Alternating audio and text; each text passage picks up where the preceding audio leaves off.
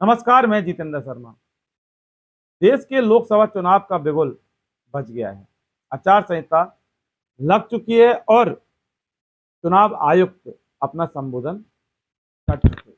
यहाँ तक स्थिति बिल्कुल क्लियर है। स्थिति क्लियर होने के बाद अनक्लियर क्या चीज है, ये एक सबसे बड़ा सवाल है, जिस मुद्दे को लेकर मैं अब यहाँ बात करूंगा। क्लियर है, चुनाव आचार संहिता लग गई है और बिगुल बच गया है और लोकसभा चुनाव अब चालू हो चुका है। क्लियर स्थिति, लेकिन अनक्लियर। सबसे पहले जो तमाम ये जो एजेंसी हैं, ये सरकार की, केंद्र सरकार की यानी भारतीय जनता पार्टी की एक तरह से एक पिट्ठू है। अब भी चुनाव आयोग पर भी समय समय पर काफी गंभीर सवाल खड़े होते रहे, जहां ईडी, सीबीआई और इनको लेकर तो सवाल हमेशा खड़े रहते हैं और जैसा कि होता आ रहा है, लेकिन चुनाव आयोग भी इन सवालों को घेरे से कभी बच नहीं पाया है।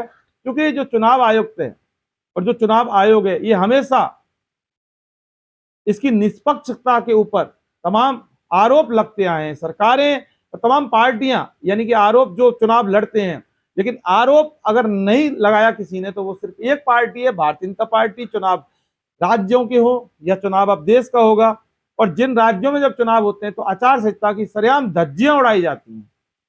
और आचार संहिता की जब धज्जियां उड़ाई जाती हैं, बाकायदा इसकी शिकायत होती है। शिकायत होने के बाद आज तक किसी भी शिकायत पर चुनाव आयोग ने क्या कार्रवाई की, इसका जवाब नहीं दिया। कई पत्रकारों ने राजीव कुमार से सवाल भी पूछे थे, लेकिन जवाब किसी ने नहीं दिया। और तमाम राज्यों के भी जो चुनाव ये आयोग हैं, इनसे भी एक बहुत बड़ा सवाल रहता है, और वो ये रहता है कि तमाम सारी अनियमितता होती है, हिंसाएं भड़काने और जो उपद्रवी भाषण जब देते हैं, खुलेआम मंचों से, रैलियों से नफरत की भावना फैलाई जाती है, एक समुदाय विशेष को बदनाम करने की कोशिश की जाती है, तमाम दंगे फसाद जैसी घटनाएं इनके भाषणों पर हो जाती हैं, लेकिन चुनाव आयोग कभी भी कुछ भी नहीं करता।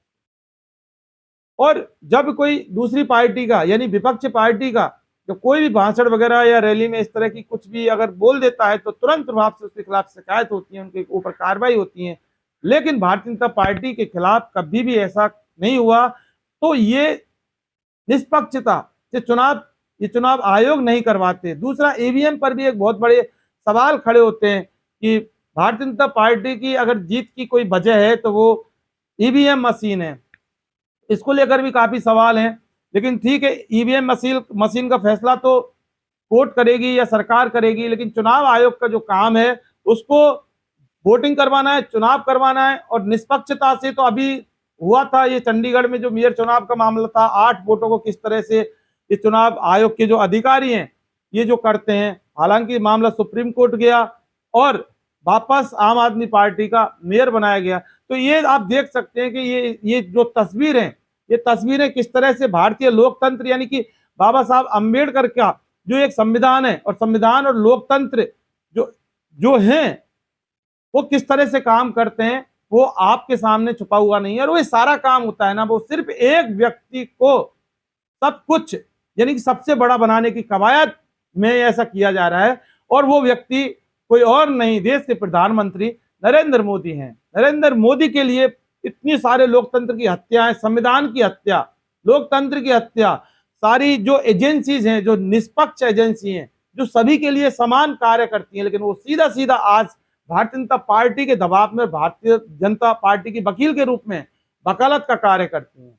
तो ऐसे में चुनाव आयोग वोटिंग कराएगा, लेकिन चुनाव आयोग भी कोई दूध का धुला हुआ नहीं है। चुनाव आयोग के ऊपर लगातार सवाल खड़े होते रहे, लगातार सवाल खड़े होते रहे, लेकिन क्या फर्क पड़ता है, क्योंकि ऊपर तो सरकार बैठी है केंद्र सरकार, और केंद्र सरकार बीजेपी की, और बीजेपी की सारे हाथ में है, तो कोई क्या ही इनका कुछ बिगाड़ेगा।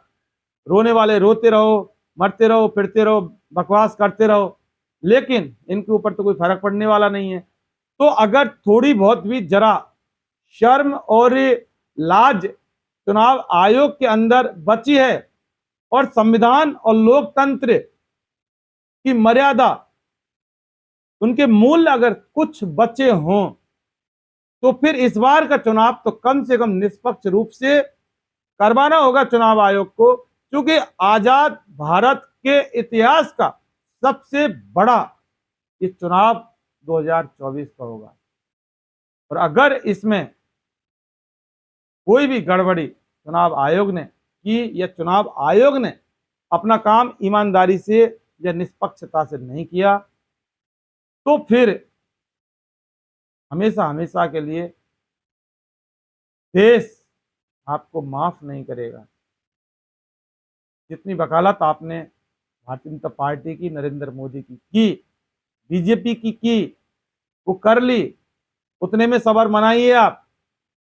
आगे अगर थोड़ा धर्म दिया है तो फिर ईमानदारी से अपना काम करा के तो देखो, जनता आपको सर माथे बैठाएगी, चुनाव आयोग सर माथे बैठाएगी। सवालों को घेरे में हैं आप, लेकिन इस बार का चुनाव बहुत गंभीर चुनाव है, वो सबसे बड़ा चुनाव है। आपको बारीकी से जो गाइडलाइन आपने जारी की है उसका पालन आपको करना होगा, पालन उसे करवाना होगा।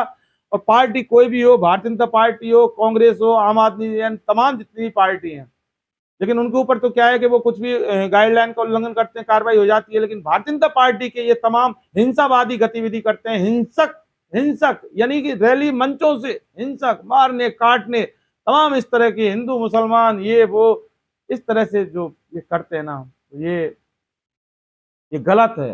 और चुनाव आयोग आपको अपनी मर्यादा, अपना जो काम है वो ये है। और दूसरी बात, जो चुनावों में मंदिर और मस्जिदें करते रहते हैं, भगवानों को उतार देते हैं, हनुमान जी को गदा लेकर उतार देते हैं, राम जी को तीर लेकर उतार देते हैं, सीता माता को तो खैर पता नहीं कभी लेके नहीं आए या लाए होंगे, राम लक्ष्मण वगैरह, ये सारे ये जो काम करते हैं इसके ऊपर कमांड रखनी पड़ेगी आपको और कंट्रोल पूरा करना पड़ेगा, तब जाकर निष्पक्ष चुनाव होगा और लोकतंत्र की मर्यादा, लोकतंत्र के मूल्यों की रक्षा होगी। और इस समय रक्षा करने वाला कोई और नहीं, खुद चुनाव आयोग है। तो चुनाव आयोग इस चीज को आपको जरूर ध्यान रखना पड़ेगा, क्योंकि बात कुछ ऐसी है।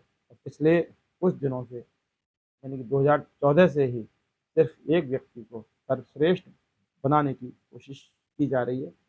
हालांकि मीडिया अपना वो काम कर रहा है, लेकिन आप चुनाव आयोग निष्पक्ष एजेंसी हो, ईडी सीबीआई अपना फर्ज निष्पक्ष रूप से नहीं निभा रही, फिर आपको अपना निभाना होगा। और एक बार ईमानदारी से अपना काम करा के देखो, ताकि बहुत सुकून आपको मिलेगा। क्या फर्क पड़ता है,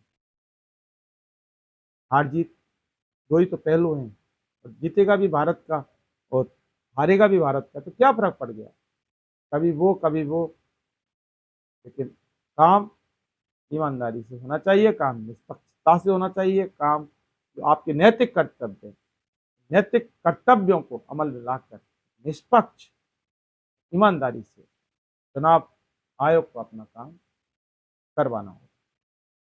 रिजल्ट कुछ भी हो वो बात की बात।